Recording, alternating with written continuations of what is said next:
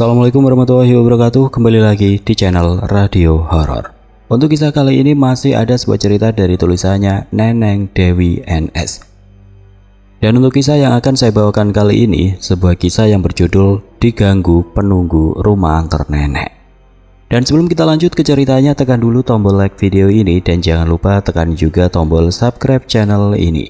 Nyalakan juga lonceng notifikasinya agar tidak ketinggalan cerita-cerita lainnya. Dan seperti apa untuk kisah kali ini? Langsung saja kita masuk ke ceritanya.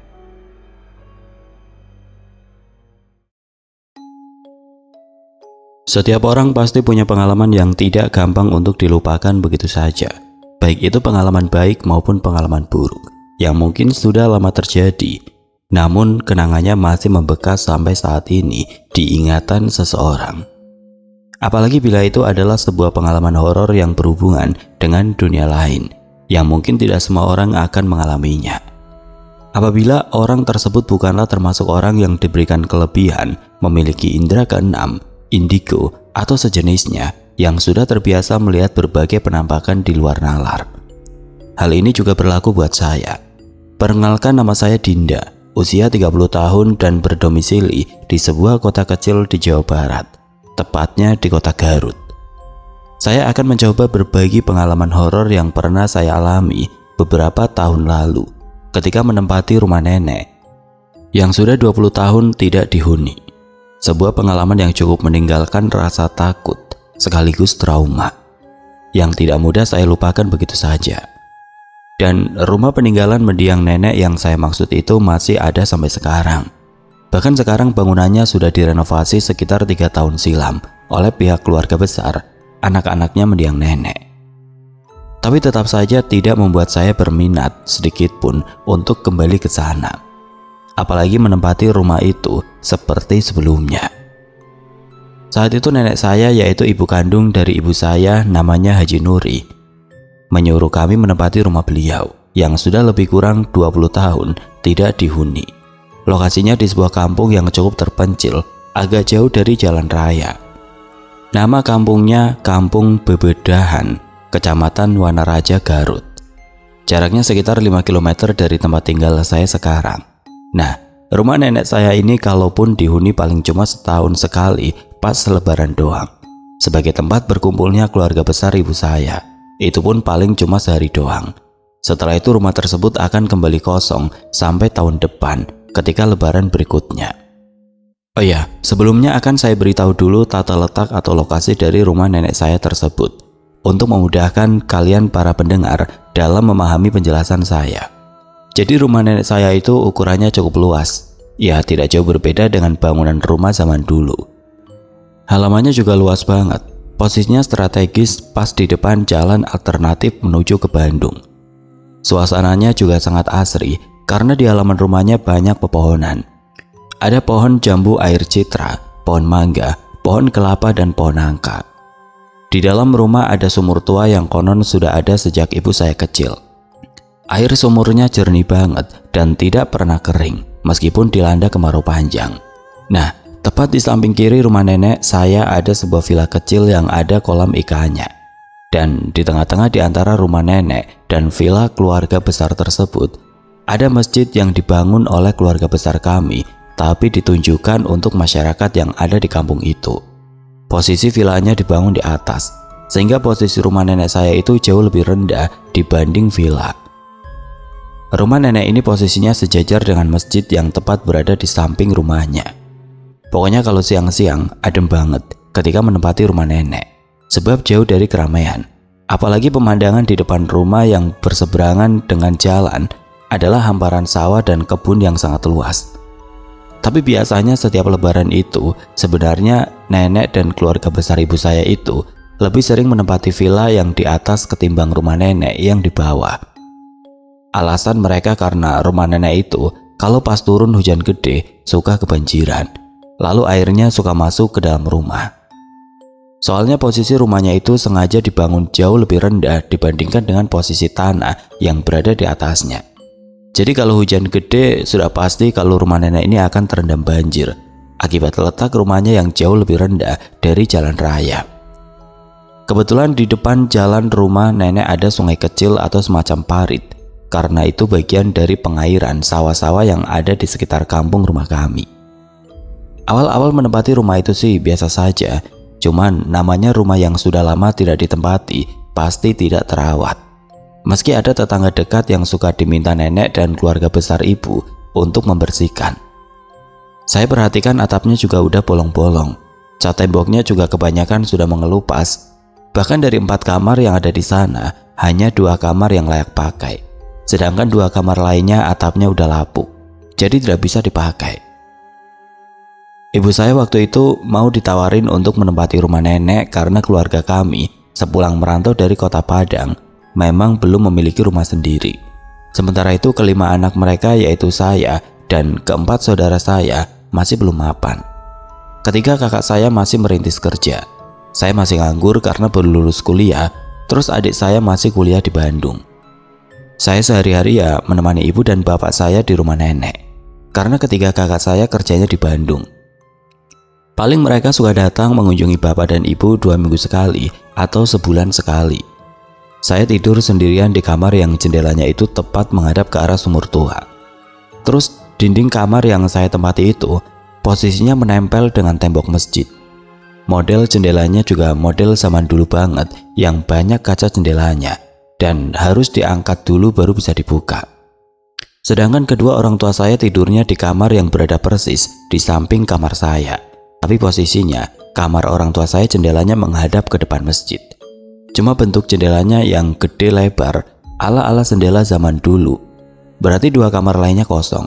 Bahkan salah satu kamar yang tepat berhadapan dengan kamar saya itu adalah kamarnya nenek dan selalu terkunci. Kuncinya dibawa sama nenek yang waktu itu tinggalnya di Bandung. Ikut sama salah satu adik ibu atau paman saya. Nah, di kamar saya itu kan ada sebuah lemari yang terbuat dari kayu jati asli. Tempat tidur saya juga di sebuah ranjang kecil yang terbuat dari besi asli. Kata ibu itu adalah lemari dan ranjang yang dulu menjadi saksi bisu pernikahan mereka berdua. Sekarang pun ranjang besi dan lemari kayu jatinya masih ada di rumah saya. Dulu saya kan orangnya lurus-lurus saja awalnya. Tidak tahu kalau saya sedikit punya kepekaan untuk yang berkaitan dengan dunia lain. Tapi jujur, saya bukanlah seorang indigo. Hanya seorang manusia biasa yang cuma memiliki sedikit kepekaan saja. Tapi bila untuk melihat langsung sosok gaib yang berasal dari dunia lain, apalagi sampai berkomunikasi dengan mereka, saya tidak bisa, bahkan dikatakan belum pernah. Saya sudah biasa. Tiba-tiba saja suka mencium bau melati sekilas, bau domba atau kambing, atau bulu kuduk tiba-tiba merinding kalau melewati suatu tempat. Terus kadang kalau lagi tidur, suka mimpi melihat pemakaman umum, mimpi dilihatin nenek-nenek. Pokoknya mimpi-mimpi yang membuat saya kurang nyaman. Saya pikir semua itu hal biasa, bukan sesuatu yang aneh atau harus dipikirkan. Nah, suatu malam saya pas mau tidur, tiba-tiba saja kok merasa kayak ada yang ngeliatin saya dari arah jendela yang menghadap ke sumur. Pasti itu yang saya rasakan setiap malam. Tapi saya cuek saja. Bahkan sering juga pas lagi tidur, saya merasa kayak ada seseorang perempuan berpakaian putih dan berambut panjang duduk di pinggir ranjang besi menemani saya tidur. Saya juga masih cuek. Saya juga nggak cerita ke ibu bapak karena saya mikirnya nggak penting juga. Cuma tanpa sengaja saya pernah mendengar ada tetangga dekat rumah nenek yang nanyain gini, "Neng Dinda, kamu sama orang tua kamu betah nggak tinggal di rumah Haji Nuri?" Saya jawab iya. Terus saya tanyain kenapa si bapak ngomong begitu. "Enggak, soalnya orang-orang sini udah pada tahu kalau rumah nenek kamu itu angker banget. Banyak setannya Neng Dinda," katanya tanpa tedeng aling-aling, sehingga membuat saya langsung kaget. Soalnya jawaban dari tetangga saya ini sungguh di luar prediksi saya sebelumnya. Saya akhirnya bertanya biar dapat info yang lebih detail tentang keangkeran rumah nenek. Akhirnya tetangga itu bilang, katanya kalau menjelang maghrib suka ada perempuan berambut panjang dan berpakaian putih main ayunan di bawah pohon jambu depan rumah nenek. Tapi kadang sosok perempuan itu suka terbang dari villa yang di atas menuju kolam ikan. Wajah sosok perempuan itu tidak terlihat jelas Neng Dinda karena tertutup sama rambut panjangnya. Tapi bila dilihat dari kulit kaki dan tangannya yang pucat, bisa dipastikan wajahnya juga pasti pucat banget kayak enggak berdarah. Aku diam saja, mencoba mencerna semua ucapan laki-laki itu, meski semua itu masih belum aku pahami sepenuhnya. Tapi Mang Wawan penjual sate keliling sempat bertemu dengan sosok perempuan itu. Katanya kedua kakinya kurus banget berwarna putih pucat dan beneran gak napak ke tanah, Neng, tambah laki-laki itu. Ucapan terakhir dari tetangga tersebut tentu saja makin membuatku terperangah. Antara percaya dan tidak saat itu dalam hati, aku hanya berkomentar masa iya sih. Sampai akhirnya seorang tetangga lain yang rumahnya berada persis di samping rumah nenek saya kembali menyampaikan hal yang sempat membuat saya tercenung. Katanya sumur tua yang ada di dalam rumah nenek juga angker banget. Dan tiba-tiba saja saya langsung teringat pada sumur tua yang posisinya persis berada di depan kamar saya. Konon kata tetangga di samping rumah itu, dulu ada sosok kuntilanak yang disekap di dalam situ sekitar 40 tahun yang lalu, jauh waktu saya belum lahir. Makanya sumur itu suka ditutup, gak pernah dibuka di bagian atasnya. Terus di sumur itu juga ada sosok jin penjaganya, berupa sosok seekor ular berwarna hitam legam yang suka ngilangnya pas di tembok masjid. Pas mendengar itu kan saya kaget. Gak nyangka kalau rumah nenek saya ternyata seangker itu. Sampai para tetangga di kampung gak ada yang berani lewat di depan rumah nenek pada malam hari. Jadi kalau lewat dari jam 5:30 sore, mereka lebih suka lewat jalan yang dari depan meski harus muter. Daripada lewat gerbang rumah nenek, saya bilangin ke ibu dan bapak. Mereka malah kayaknya biasa-biasa saja. Ya udah, saya juga bawa santai gitu kan. Cuma saya sempat kepikiran jangan-jangan setiap saya tidur merasa ada yang suka ngeliatin dari jendela kamar depan sumur. Terus tiap tidur suka ada perempuan berambut panjang duduk di pinggir ranjang. Jangan-jangan itu adalah sosok kuntilanak yang dibilang sama tetangga saya. Sampai akhirnya setelah sekitar 6 bulan menempati rumah nenek, ibu saya pun meninggal dunia. Beliau meninggal akibat jatuh terpeleset di lantai kamar mandi yang sepertinya saat itu lantainya licin. Karena beliau memang punya riwayat darah tinggi, jadi beliau sempat tidak sadarkan diri selama berjam-jam. Sampai akhirnya nyawanya sudah tidak tertolong dan meninggalkan kami untuk selama-lamanya. Tapi setelah beliau meninggal, bapak sempat cerita kalau almarhum ibu beberapa hari sebelumnya sempat curhat ke bapak. Subuh-subuh pas mau mengambil air wudhu ke kamar mandi, yang kamar mandinya berada tepat di samping sumur. Katanya mendiang ibu, saya sempat melihat ada seekor ular berwarna hitam yang ukurannya cukup besar.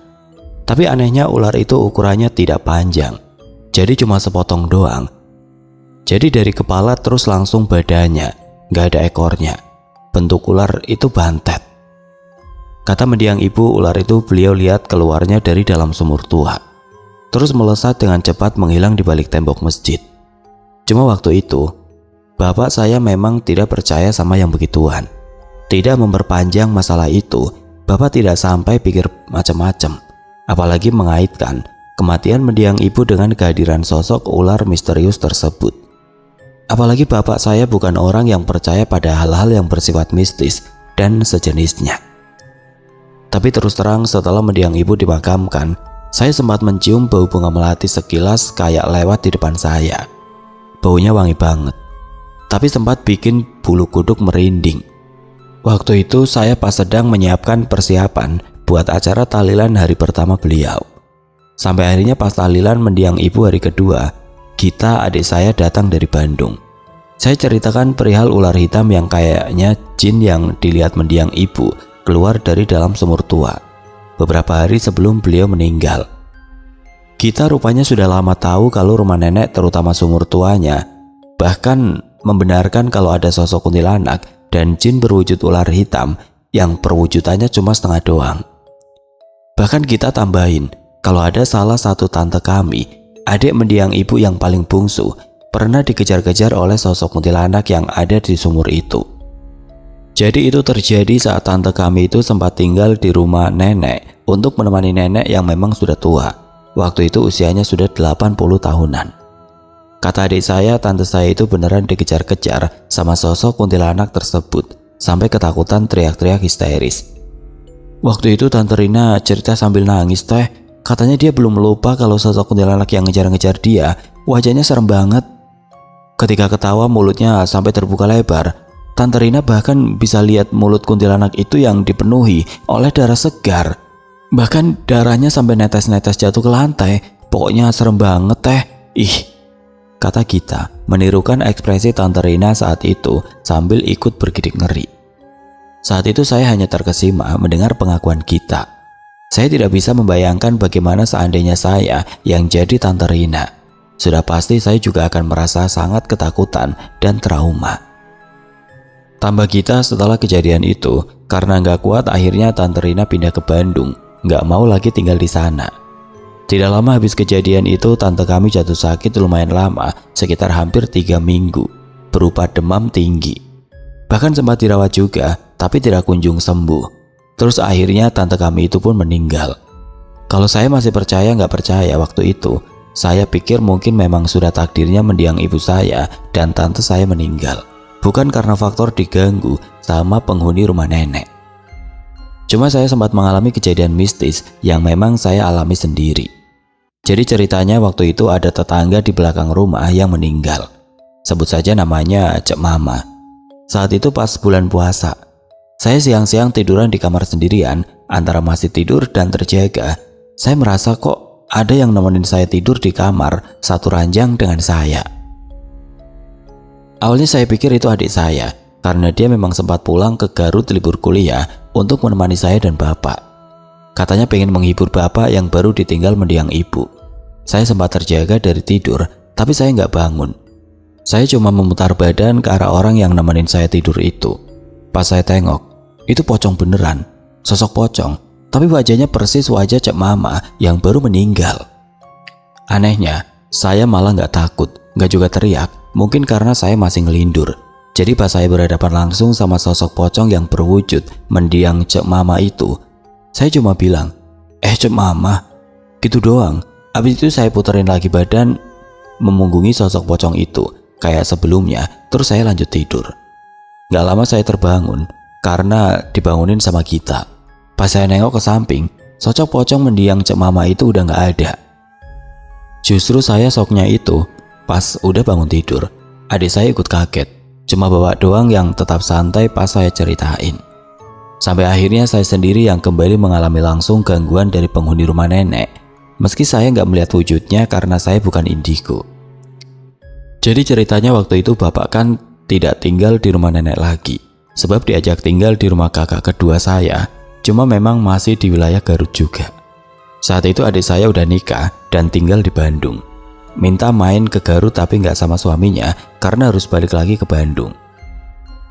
Waktu itu adik saya lagi hamil barengan dengan saya. Bedanya kalau adik saya hamilnya udah 8 bulan, sedangkan saya baru masuk 4 bulan. Adik saya hamil anak pertama, sedangkan saya waktu itu hamil anak kedua. Malam itu saya, adik saya, dan Raka anak pertama saya yang masih berusia 3 tahun waktu itu, kami bertiga tidur di kamar bekas bapak. Jadi kami tidur bertiga. Tengah malam sekitar jam 12, tiba-tiba saya terbangun karena mendengar suara anak ayam di balik jendela kamar. Tapi suara anak ayamnya itu jauh banget. Dari situ saya mulai merasa perasaan saya nggak enak. Karena pernah baca kalau suara anak ayam atau suara unggas di tengah malam itu identik dengan sosok kuntilanak.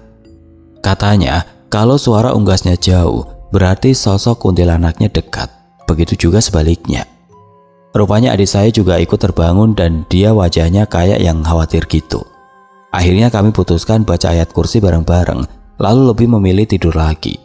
Besoknya adik saya cerita kalau tadi malam dia nggak bisa tidur. Kebetulan adik saya itu sedikit peka juga, dimana dia juga bisa merasakan keberadaan sosok astral tapi nggak bisa ngelihat sosoknya. Adik saya pun cerita kalau malam itu dia merasa kayak ada cewek yang berdiri di depan jendela kamar, terus mandangin ke arah kamar kami terus.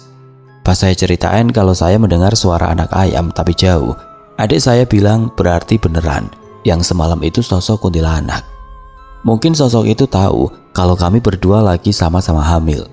Takut diganggu lagi sama kuntilanak itu, saya tanya-tanya ke dukun beranak yang ada di kampung Pangsor itu kan. Katanya gak usah takut. Saya dan adik saya disuruh masang peniti dan mengambil seruas jari bangle untuk ditusukkan di peniti pada baju yang kami pakai. Terus jangan keluar rumah pas lewat jam 5 sore. Konon katanya wanita hamil itu rentan diganggu sama sosok astral, terutama kuntilanak. Alhamdulillah habis itu tidak ada lagi gangguan selama kami berdua hamil dan menempati rumah itu. Tapi gangguan dari penunggu rumah mendiang nenek saya enggak berhenti sampai di situ. Saat itu tahun 2016, kedua anak saya Raka dan Raffi baru berusia 6 tahun dan 3 tahun. Suami saya saat itu kerjanya di luar kota Garut, jadi pulangnya seminggu sekali di hari Jumat. Saya waktu itu males serumah sama ibu mertua saya, jadi saya putuskan tinggal di rumah nenek bersama kedua anak saya. Nah, tahun 2016 itu nenek saya sudah meninggal dunia. Banyak kejadian mistis yang saya alami bersama anak-anak. Pernah pas maghrib, tiba-tiba pintu ada yang mengetuk-ngetuk. Cuma bunyinya agak aneh. Gak kayak suara orang yang ngetuknya pakai tangan. Yang saya dengar waktu itu, suara ketukannya lebih nyaring. Saya kan bingung, siapa yang ngetuk pintu di waktu maghrib? Takut itu maling atau orang yang berniat jahat, jadi saya intip dulu dari jendela. Saya kaget, ternyata yang ngetuk-ngetuk pintu itu pocong. Dan dia juga ngetuk pintu pakai kepala, pantesan suaranya nyaring. Saya ketakutan langsung bawa anak-anak masuk kamar terus tidur. Setelah ibu meninggal dan bapak tinggal dengan kakak kedua, saya dan anak-anak menempati kamar bekas bapak dan mendiang ibu, yang jendelanya menghadap ke depan masjid. Bukan kamar yang biasa saya tempati, yang jendelanya menghadap ke sumur tua. Terus Raka anak pertama saya kan didiagnosa autisme, jadi dia belum lancar berkomunikasi di usianya yang sudah 6 tahun. Jadi kalau melihat sesuatu yang membuat dia takut atau nggak nyaman, pasti dia bakal nangis. Saya heran, setiap kali memandang ke arah kamar bekas saya yang ada lemari kayu jati dan ranjang besinya, kok Raka suka nangis kejer. Awalnya saya pikir, biasa, namanya juga anak-anak, karena dia mengalami keterlambatan bicara. Jadi mungkin ada yang dia pengen tapi belum bisa mengungkapkan apa maunya. Saya pikir begitu. Sampai akhirnya waktu itu saya kenal dengan seorang teman indigo kejawen dari daerah Rembang, Jawa Tengah bernama Mas Indra. Mas Indra main ke Garut dan sempat mampir ke rumah nenek saya.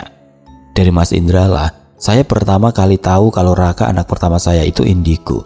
Jadi dia bisa merasakan dan melihat langsung penampakan sosok-sosok makhluk astral. Pas saya tanyain kenapa Raka selalu nangis kejer tiap melihat ke arah kamar yang dulu saya tempati, Mas Indra menyampaikan hal yang mengejutkan. Ya iyalah, gimana Raka nggak nangis, Mbak? Itu di sana ada sosok cewek berambut panjang, bajunya putih melototin dia.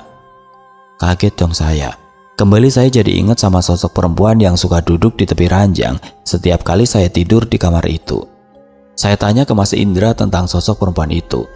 Terus kenapa dia malah melototin Raka? Katanya sosok perempuan itu adalah penghuni rumah ini, terutama sekitar sumur.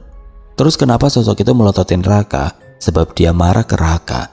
Dia nggak suka karena Raka bisa melihat keberadaan dia. Nggak kayak orang lain yang nggak bisa lihat keberadaan dia. Akhirnya saya minta tolong Mas Indra agar ngomong ke sosok itu agar jangan melototin Raka lagi. Alhamdulillah udah enggak, tapi pengalaman mistisnya nggak sampai di situ. Di ruang tengah yang jendelanya besar dan benar-benar menghadap ke sumur tua, kan ada spring bed 2 tingkat yang sengaja diletakkan sama bapak di sana. Kata bapak buat istirahat pas siang, karena dekat jendela, jadi kalau siang udaranya sejuk.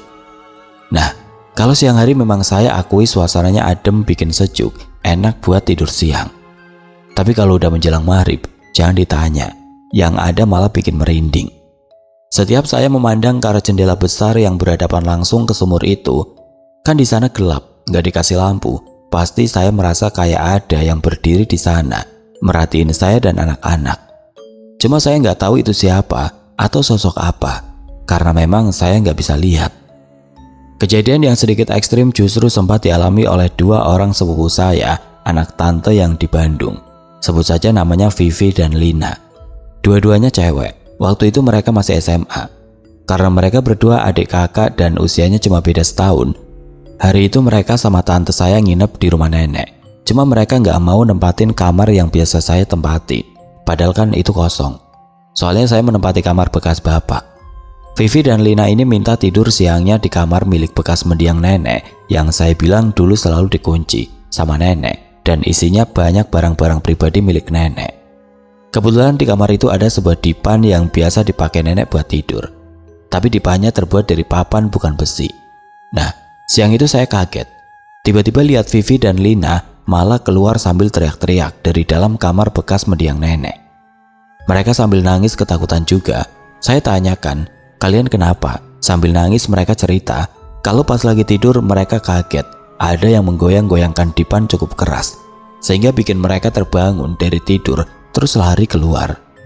"Kami takut teh, masa lagi anak-anak tidur tiba-tiba dipannya goyang-goyang sendiri, kayak ada orang yang sengaja goyang-goyangin. Tapi nggak ada orang di kamar nenek selain kami berdua, iya kan Vi?" Kata Lina dengan suara yang masih gemetar, menahan rasa takut yang masih menjajah dirinya. Vivi spontan mengangguk mengiyakan ucapan saudara perempuannya itu. "Iya Teh Dinda, kami berdua hampir saja jatuh ke lantai saking kerasnya goyangan. Bahkan saya sempat dengar ada suara cewek cekikikan sama bau anyir darah Teh waktu dipannya digoyang-goyangin." Tambah Vivi dengan wajahnya yang masih sembab akibat tadi sempat menangis histeris. "Masa sih?" Jujur saat itu saya masih belum bisa langsung percaya begitu saja semua pengakuan kedua saudara sepupu saya tersebut. Soalnya selama ini saya tidak pernah mendapat gangguan langsung seperti itu saat sedang tidur. Bahkan kamar saya berhadapan langsung dengan kamar nenek, namun setiap saya melewatinya tidak pernah terjadi hal-hal yang di luar nalar. Tapi Vivi dan Lina sambil nangis bersumpah kalau mereka berdua tidak bohong. Sejak saat itu nggak ada lagi yang berani menempati kamar bekas mendiang nenek. Vivi dan Lina saking traumanya bahkan setiap datang ke rumah nenek setiap lebaran sama sekali tidak mau melewati kamar itu karena masih terbayang-bayang dengan pengalaman horor yang sempat mereka alami beberapa waktu lalu.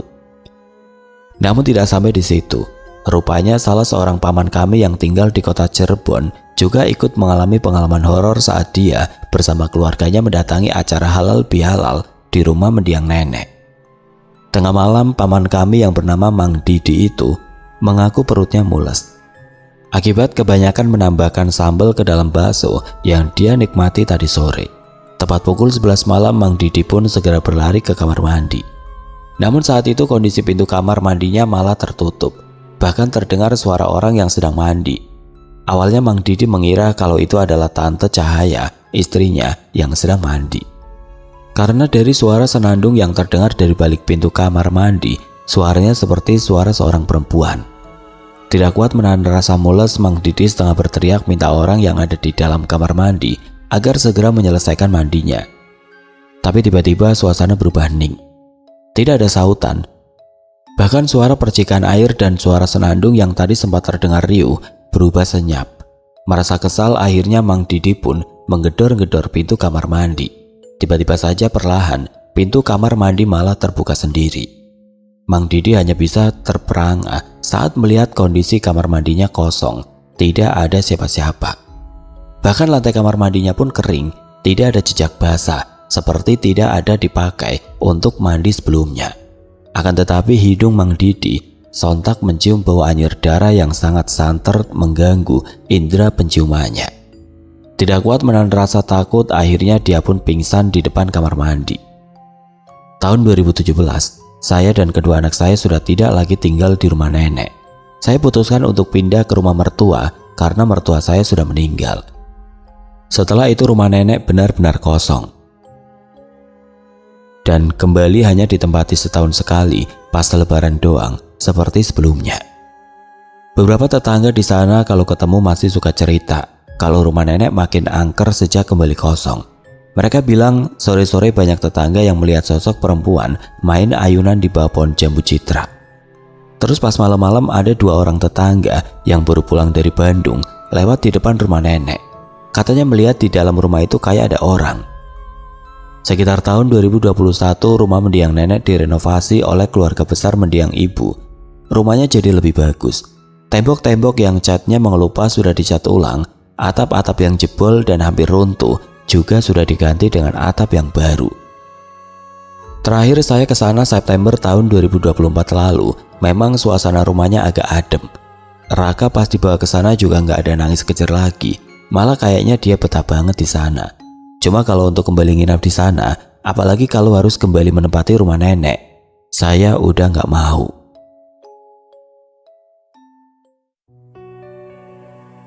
Oke teman-teman, sekian untuk kisah kali ini. Bagaimana menurut kalian tentang kisah ini? Tulis komentar kalian di kolom komentar. Dan buat teman-teman yang baru bergabung, jangan lupa untuk like, komen, share, serta subscribe channel ini. Dan nantikan kisah-kisah horor berikutnya tetap di channel Radio Horor. Wassalamualaikum warahmatullahi wabarakatuh.